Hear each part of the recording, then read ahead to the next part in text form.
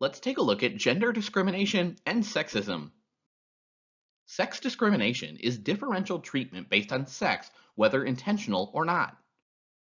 In a work environment, the term sex discrimination usually applies to employment decisions with negative consequences for the target, like unfair denial of employment, lower pay, or lack of access to training or promotion. In employment, sex discrimination is rooted in culturally influenced behavior, including stereotypes and beliefs about the status of women and men, as well as in institutional factors like structures and practices of organizations. Organizations attempt to reduce gender based inequities by holding people accountable for decisions and using formal procedures that limit subjectivity. Similar changes should also reduce discrimination based on other factors. People often disagree about whether a particular action constitutes inappropriate sex discrimination. The reason for differential treatment is not always clear, especially when there are many possible explanations in addition to sex.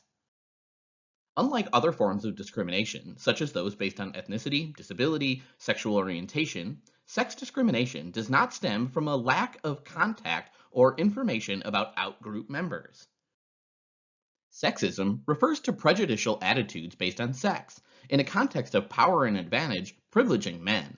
Thus, sexism rests on an underlying assumption that women's status is inferior to men's.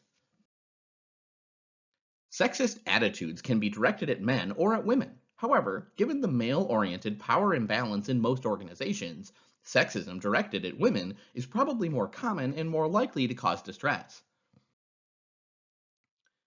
If sexist attitudes about women were always negative, then they might be easy to identify. However, sexism is complex and often involves both hostility and benevolence towards women. Old fashioned sexism consists of agreement with traditional gender roles, stereotypes that women are less competent, and different treatment of the two sexes. Modern sexism denies the existence of sex discrimination and reacts negatively to demands for equality.